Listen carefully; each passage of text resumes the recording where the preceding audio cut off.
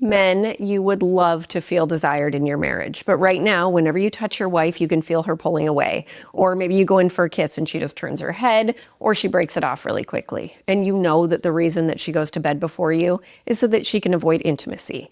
And oh my gosh, you are tired of being rejected. You bottle up your anger and your hurt, and then every so often you bring it up, your desire for sex and intimacy. But it always ends in an argument. She's defensive, she makes you out to be the bad guy, and then you end up feeling even worse, maybe even hopeless. You are so not alone in this, and your desires for sex and intimacy are so valid.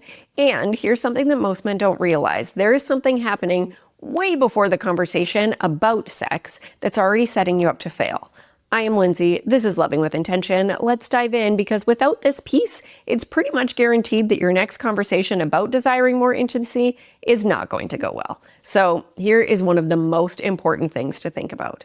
Do you and your wife tend to bicker, argue, or even fight about everyday things completely unrelated to sex and intimacy? Like maybe what you're going to spend your time doing on the weekend. Maybe you just want to relax, but she has ideas for house projects. Or when you're in the car, is it constant comments about how you drive?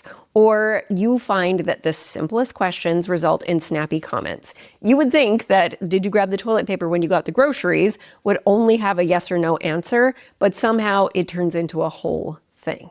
If you do find that the day-to-day feels tense in your marriage, maybe like you're walking on eggshells, if your wife seems really annoyed with you, or you feel really annoyed with her a lot of the time, like you both have patience for everyone else but each other, then it makes so much sense that a tender, vulnerable conversation about sex isn't going to go well. Like, so much sense. If you feel nagged and nitpicked on the daily, and if you really think about it, maybe you're pretty short with her too, and often you just resort to not responding at all, then of course sex conversations are going to follow this same pattern. Because here's what's really happening. You're trying to have an intimate conversation in an environment that doesn't feel safe. And I don't mean physically safe, I mean emotionally safe for both of you. Just imagine that when there's bickering, when there's tension, when simple conversations turn into arguments or snappy comments, each one of those moments creates a bruise on both of you. So now you're both walking around covered in bruises that get poked really easily, which hurts, and then you both react with more of the same. Eye rolls, criticism, defensiveness, shutting down, more bickering, which creates more bruises. So then when you bring up your very valid desire for sex and intimacy, her defenses are already up. Not because she doesn't care about you, not because she's trying to hurt you, but because the environment between you two doesn't feel safe enough to go there. She's covered in bruises.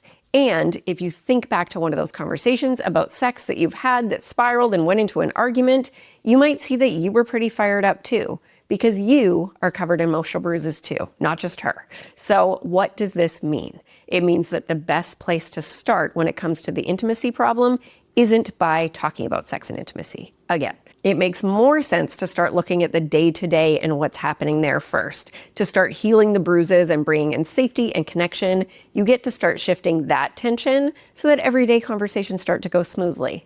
And once that starts happening, the conversation around sex and intimacy, it looks so different. If you can go into those conversations without a body full of emotional bruises, you might actually be able to hear each other, to stay curious about each other's experiences, and then you can actually get somewhere. And you might be like, well, where do I even start? And why is it all on me to start? The truth is, it's not all on you. And often one partner is ready to start doing the relationship growth work before the other partner. It is a huge reason that I work with individuals and not just with couples. So as I always say, it is not all on you. You do have a choice. And if you do want something different in your marriage, you get to choose to dive in. If your wife was here, I'd be telling her the very same thing. You just happen to be here. So back to, where do you even start?